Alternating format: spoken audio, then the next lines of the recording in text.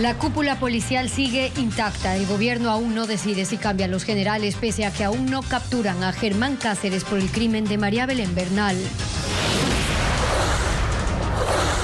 Mediante decreto ejecutivo, el presidente de la República cesó en funciones a los vocales del Consejo Directivo del IES. Empleadores y afiliados tienen 15 días para presentar nuevos nombres. La policía captura a 16 personas vinculadas a la extorsión, entre ellos 2 de los detenidos que amenazaban a un fiscal y un alcalde del Guayas. Surgen los primeros acuerdos entre el gobierno y el legislativo. Tras los diálogos, un nuevo proyecto de ley de inversiones tiene el 85% de consensos. Amigos, muy buenas tardes. Empiezan las noticias para ustedes aquí en Televistazo. Los 2 generales de policía a los que el presidente Guillermo Lasso habría desvinculado tras el femicidio de María Belén Bernal continúan en el alto mando institucional, según una publicación del nuevo ministro del Interior, Juan Zapata. ¿Qué tal, Gaby? Hola, Estefi, amigos, ¿cómo están? Buenas tardes. En una entrevista, Zapata considera que es momento de mantener la institucionalidad, sin embargo, anunció que la última decisión la tiene el presidente. Fabiola Santana con las reacciones.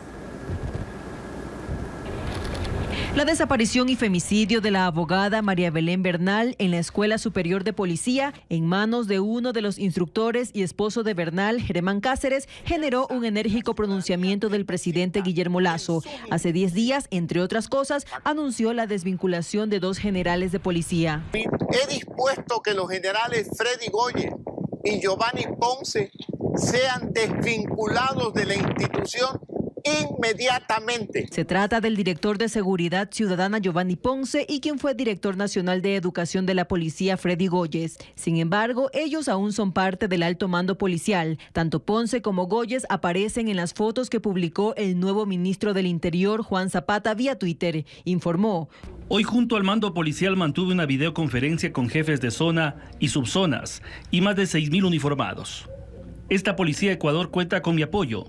Minutos antes, en entrevista En Contacto Directo, Zapata dijo que su postura es la de mantener a la cúpula policial. Yo respetaré mucho la decisión del presidente, nosotros estamos muy alineados en esos conceptos, sin embargo hemos conversado también que en este es el momento de fortalecer y tener la policía completa. No podemos descabezar ni tomar decisiones, como le vuelvo a insistir, con cabeza caliente. Y dijo que en todo caso otro debería ser el proceso para cesar a los altos oficiales. Sin las verdades procesales, es decir, en los informes y sobre todo en las investigaciones, alguno de ellos está con un mínimo de injerencia en algún tema, pues nosotros estamos a un clic de dar trámite a eso. Porque si no, si usted tenía que a lo mejor solicitar a un señor general, pues teníamos que hacer lo que esas prácticas que debilitaron a la policía, ¿no? De empezar por ternas ir sacando mandos policiales, y eso no es lo adecuado, y el señor presidente ha entendido. El general en servicio pasivo, Pablo Rodríguez, considera que en este caso lo que aplicaría es la cesación por baja voluntad, pues la cúpula puso su cargo a disposición por solicitud del presidente Lasso. Eso es inmediato porque ya todos los... es una aceptación voluntaria. Si no aceptan ese tema, lo que pueden hacer es tenerle esa baja voluntaria ahí pendiente. En todo caso, la última palabra la tendrá el presidente Lasso. Directora de la Escuela Policial.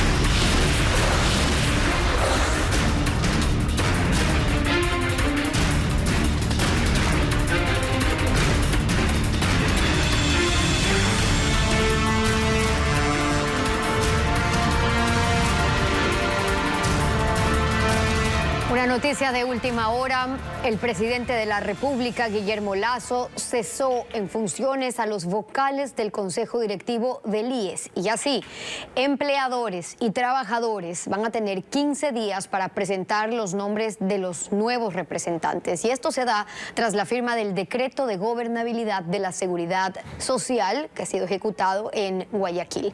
Por su parte, el ministro de Gobierno, Francisco Jiménez, reiteró que el general Fausto Salinas se mantiene como comandante de la policía. Lenin Artiena nos tiene más detalles. ¿Qué tal en estudios, amigos televidentes? Muy buenas tardes. A través de un decreto ejecutivo que reforma el reglamento de designación de los representantes al Consejo Directivo del IES, el presidente de la República, Guillermo Lasso, esta mañana cesó en funciones a los representantes de los trabajadores y de los empleadores ante esa entidad. Así lo advirtió el propio presidente Lasso luego de firmar el decreto respectivo. Hemos decidido firmar este decreto para resolver de raíz uno de los problemas que afecta desde hace años al Instituto Ecuatoriano de Seguridad Social. No podemos permitir que una institución tan emblemática y tan querida por los ecuatorianos continúe funcionando infectada por la politiquería y la corrupción. ¿Quién puede entender que ciertos representantes de los afiliados o empleadores se mantengan en sus puestos 10 años o más, contraviniendo claras disposiciones legales e incluso ignorando pedidos de los propios gremios de trabajadores? Este decreto ratifica que el periodo de sus funciones sea solo de 4 años, como dice la ley. Quienes han cumplido su tiempo deben retirarse y esperamos las nuevas designaciones en un plazo no mayor a 15 días. Señaló el primer mandatario que el IES necesita de una intervención y una reestructuración urgente y que espera que esto se logre con estos cambios. En otro tema, el ministro de Gobierno, Francisco Jiménez, indicó que Fausto Salinas continúa siendo el comandante general de la policía y que el presidente está analizando aún el tema del plazo que le dio hace más de 7 días para que localice y capture al principal sospechoso de la muerte de María Belén Bernal. Por el momento sí, no queremos afectar los procesos que están en marcha. El presidente es el que tiene la última palabra, él ya ha dado sus plazos y nosotros lo que esperamos es cumplir con esos procesos que son particularmente importantes porque sabemos que tenemos que resolver algunos asuntos en relación con la estructura policial y lo vamos a hacer. Esto es cuanto podemos informar a esta hora desde los exteriores de la Gobernación del Guayas. Ustedes continúan en estudios con más información. Buenas tardes. Te agradecemos, Lenín, por ese informe. Les contamos ahora que el Servicio Nacional de Atención Integral a Personas Privadas de la Libertad, SNAI, se pronunció sobre la fuga de Jonathan Poveda, uno de los principales implicados en el secuestro y asesinato de Miguel Ángel Nazareno, alias Don Nasa. Carla Delgado nos cuenta que por ahora solo algo más del 20% de grilletes electrónicos funcionan. Ni un día le duró el dispositivo de vigilancia electrónica a Jonathan Poveda, principal sospechoso del secuestro y muerte de Miguel Ángel Nazareno, alias Don Nasa, creador de la captadora ilegal de dinero Big Money. El artefacto había sido colocado por decisión judicial luego de que su solicitud de apelación a la prisión preventiva fue aceptada. La alerta, según informaron las autoridades, había llegado a las 0:15 del sábado. Al no tener respuesta, contactamos con el número telefónico de referencia, en este caso su hermana, y una vez que no procedió la comunicación directa con el usuario por estos medios, se genera la ficha policial. Asegura que los 25 minutos que duró todo el procedimiento es el estipulado, por lo que indica que el SNAI dio cumplimiento con lo establecido. Por lo que se procedió con la búsqueda desde el último lugar donde fue monitoreado el dispositivo. Esto fue en el sector de Llano Chico, donde la policía encontró abandonado el dispositivo. Entonces, ¿en quién recae la responsabilidad por esta nueva fuga? Y Tania Villarreal, exdirectora penitenciaria, asegura que es hora de hacer un análisis integral al sistema de estos dispositivos electrónicos. Se tiene que investigar y se tiene que verificar si realmente es la calidad del dispositivo electrónico o presunta omisión o negligencia de los responsables de este monitoreo. Y es que no es la primera vez que algo así ocurre con estos artefactos. En 2018, el exsecretario de Comunicación del correísmo, Fernando Alvarado, quien estaba siendo procesado por delito de peculado, huyó luego de retirarse el grillete electrónico y abandonarlo en una quebrada de la avenida Simón Bolívar en Quito. Jonathan Poveda, alias Coliflor, cumplía prisión preventiva, pero el pasado 13 de septiembre un juez de Quito le sustituyó la medida por prohibición de salida del país. Fernando Villavicencio entregó a la Fiscalía el informe sobre las irregularidades detectadas en el contrato y la construcción de la hidroeléctrica Coca-Codo Sinclair. Considera que debe investigarse a Rafael Correa, a Lenin Moreno y a sus funcionarios por delitos como peculado y asociación ilícita. Nos informa Jacqueline Rodas. Fernando Villavicencio se quedó con el informe en sus manos, luego de que el pasado jueves la Comisión de Fiscalización bloqueara el tratamiento del documento sobre las irregularidades en la hidroeléctrica Coca-Codo Sinclair. Esto gracias a los votos en contra del correísmo y la abstención del oficialismo. Ahora entrega el informe de 350 páginas a la Fiscalía, con su firma y la de los legisladores Bruno Segovia y Pedro Velasco. Nosotros el día de hoy estamos pidiendo a la Fiscalía la acción penal en contra de las autoridades del gobierno de Correa y del gobierno de Moreno. Asociación ilícita, delincuencia organizada, porque queda claro, por ejemplo, que las autoridades del gobierno de Rafael Correa conocían hasta el año 2014-2015 que el acero que vino de China tenía fallas de origen. El caso Coca-Codo Sinclair tiene directa relación con el caso INA Papers. Según Villavicencio, ahí cabe otra acción penal. Ese pago de sobornos justamente se hizo en el marco de la negociación del contrato y de la línea de crédito. Pagó Sinohydra de China, pero luego fueron cargados al costo del proyecto Coca-Codo Sinclair. Es decir, estamos hablando de un delito de peculado. Desde marzo de 2019, la Fiscalía investiga el caso por los delitos de cohecho y lavado de activos, pero aún no hay resultados. La policía desarticuló organizaciones criminales que se dedicaban a extorsionar a comerciantes, autoridades judiciales y políticas en Guayas. Entre los capturados hay un hombre que amenazaba a un fiscal del Cantón Milagro, a quien le pedía hasta $5,000 para no atentar contra su familia.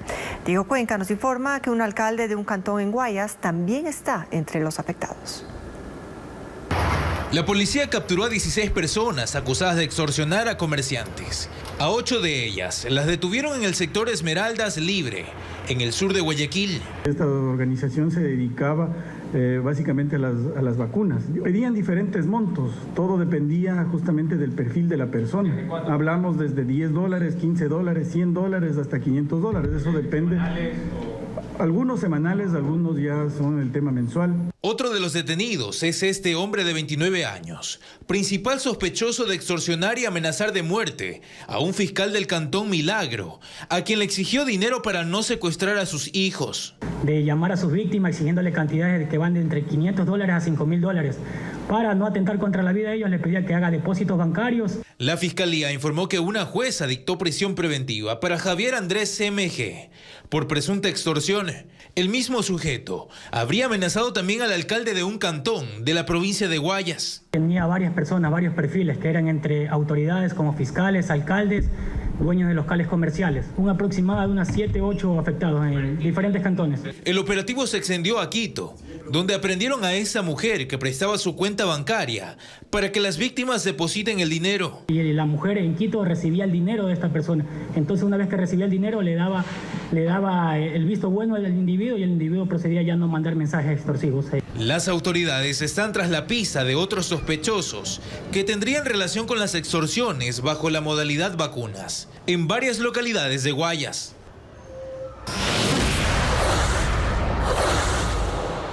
Y Brasil va camino a una segunda vuelta electoral para fin de mes. Ni el presidente Bolsonaro ni su contendor Lula da Silva obtuvieron la mayoría absoluta de los votos en la jornada que se vivió ayer. Y ahora tendrán que convencer a 10 millones de votantes que prefirieron a otros candidatos. La jornada tuvo una participación de poco más del 70% de los brasileños habilitados para votar. Y ahora los finalistas intentarán que el abstencionismo de la primera vuelta se reduzca, pero además convencer a esos votantes que se dividieron entre otros candidatos. Al final del escrutinio, el izquierdista Lula da Silva obtuvo el 48,43%, el presidente Bolsonaro 43,20% y otros candidatos reunieron 8,73%. 10 millones de votos divididos casi igual entre izquierda y derecha y serán la clave en la definición. De Lula da Silva se había dicho que podía ganar en primera vuelta, pero tener que ir a un balotaje no lo sorprende. Nada acontece por acá. Nunca gané una elección en primera vuelta, dijo. Lo importante es que la segunda vuelta es la oportunidad de madurar las propuestas y la conversación con la sociedad. El presidente Bolsonaro, en cambio, apela a que los votantes mantengan a la izquierda alejada del poder.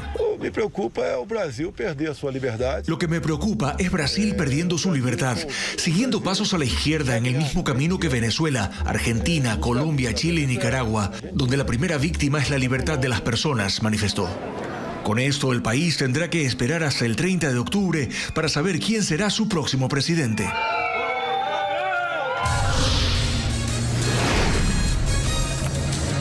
Vamos a la pausa. Al regresar, noche de terror en Yaguachi. Sujetos atacaron a tiros a varias personas en una vía de ese cantón del Guayas. Hay 2 muertos y 3 heridos. También 2 muertos y 12 heridos es el saldo de un violento accidente en Napo. Ocurrió cuando un bus turístico repleto de extranjeros se chocó en plena vía. Le contamos.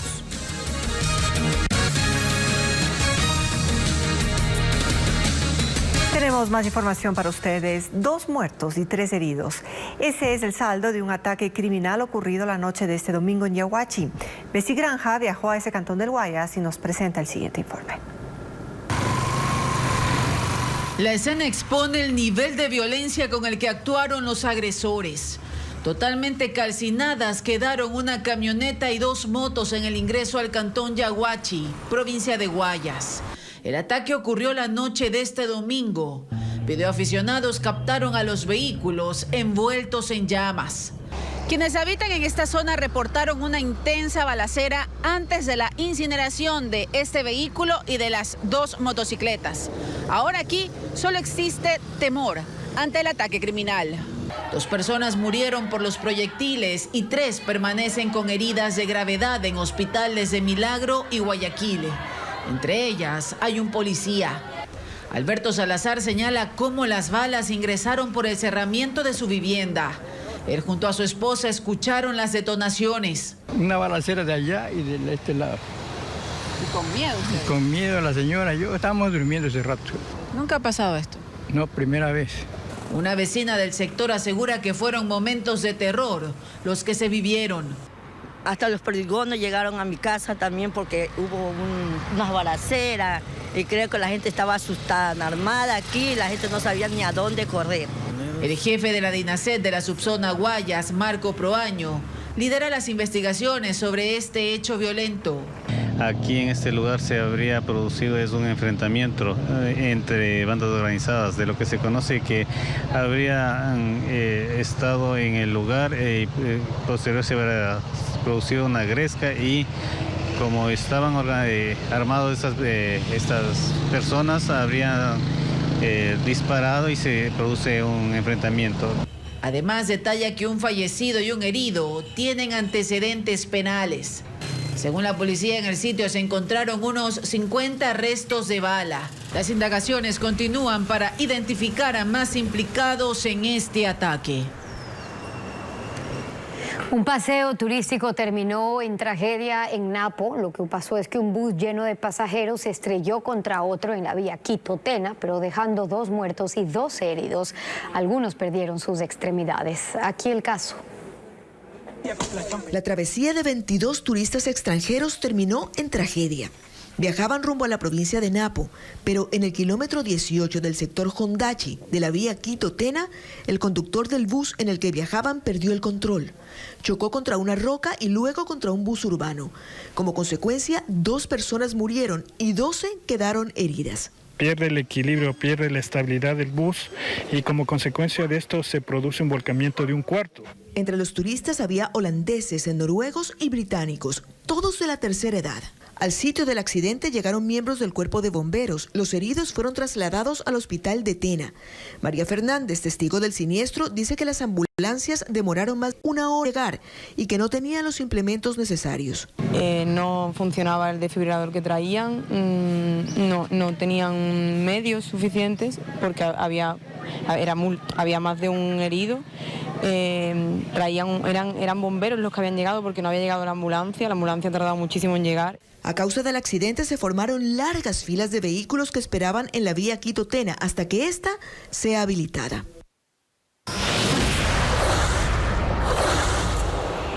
El diálogo entre el Legislativo y el Ejecutivo permitiría el próximo debate y posible aprobación de una nueva ley de inversiones, que es parte fundamental del plan económico del gobierno. Francisco Garcés tiene los compromisos que se anunciaron en el Legislativo. A mediados de septiembre se instaló la mesa de diálogo entre el Legislativo y el Ejecutivo para dar viabilidad a la nueva ley de inversiones. Proyecto que inicialmente generó rechazo en la Asamblea, pero que tras el diálogo los acuerdos se acercan. De alrededor de 118 artículos, existe un consenso pleno en los textos en 104 y un disenso que podría ser consensuado ya en el tratamiento de la ley. Respecto de 14 artículos implica casi un acuerdo del 90%. El proyecto incluye temas como la conformación de zonas francas, políticas de digitalización y generación de empleo, así como temas de ordenamiento del espectro radioeléctrico del país. Aunque la mayoría de observaciones fueron ya solventadas, aún hay puntos por resolver. UNES, por ejemplo, dice estar de acuerdo en el fondo de la iniciativa, pero exige que se la envíe como 3 proyectos separados y no como una ley de carácter urgente. Este proyecto debería dividirse en la materia audiovisual, en la materia de transformación digital y en la materia de zonas francas. Mientras Pachacutic aún cree que se lo debe pulir para garantizar los derechos laborales. No estaremos de acuerdo que se implemente una zona franca y por esa razón se vaya a vulnerar los derechos laborales y otros derechos. Pese a ello, la mesa técnica conformada trabajará hasta este martes para tratar de pulir las diferencias. Un proyecto que va a permitir que podamos tener soluciones en materia de inversión, generación de empleo y transformación digital. El miércoles el anteproyecto será entregado al Ministerio de Gobierno para que en los próximos días el Ejecutivo lo regrese a la Asamblea como un proyecto de carácter económico urgente. Y más adelante en Televistazo sigue la violencia imparable en Guayas. 15 personas fueron asesinadas solamente durante el fin de semana en Guayaquil y en Durán. Y entre los casos está un triple crimen en sociovivienda. Ya le contamos.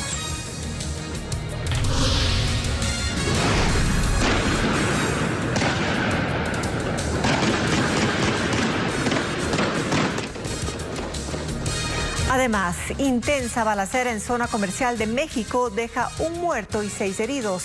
Ocurrió cuando delincuentes se enfrentaron a tiros con militares durante un intento de secuestro. Ya regresamos.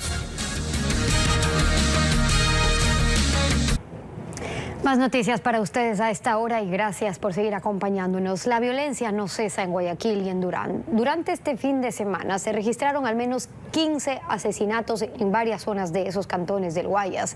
Uno de los casos, por ejemplo, ocurrió en Sociovivienda 2, una zona que ya ha sido intervenida por las autoridades, en la que hubo un triple crimen. Le contamos. El sonido de las balas vuelve a causar alarma en Sociovivienda 2, una zona del noroeste de Guayaquil que está intervenida por las autoridades desde septiembre.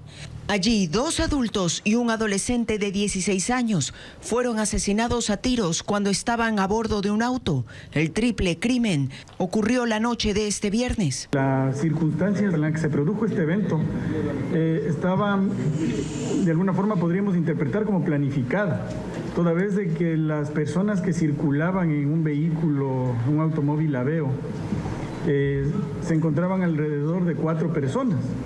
3 de ellas que fallecieron y una que fue herida, producto del impacto de armas de fuego. Una de las víctimas es Roger Llerena, alias La Morsa, cabecilla de la peligrosa banda Los Lobos en ese sector y que tenía varios antecedentes penales. Él empieza una carrera delictiva en donde ya pudo ser visible desde el año 2016, en donde fue detenido por tenencia y porte de armas de fuego en el sector del Suburbio que pertenece al distrito Portete. Tras el triple asesinato, los agentes ejecutaron un operativo que permitió la captura de 2 implicados en el crimen. La noche del sábado en la cooperativa Valerio Estacio, 2 hombres fueron acribillados cuando estaban en la calle conversando después de un partido de fútbol.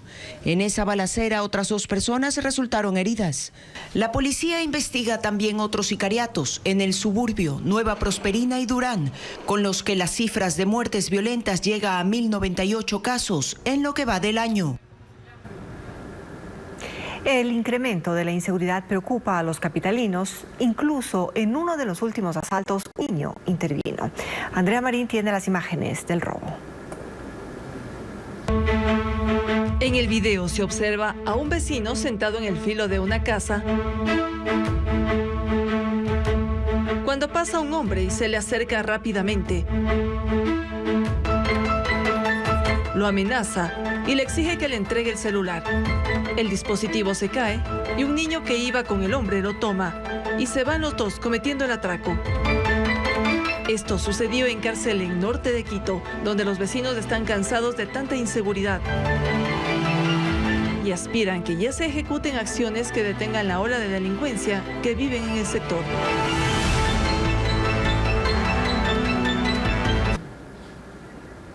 Seguimos con más noticias. En Guayaquil comenzaron los operativos para controlar que los motociclistas utilicen los cascos homologados y en ellos un sticker con el número de placa. En las primeras horas, los controles han dejado más de 300 personas sancionadas.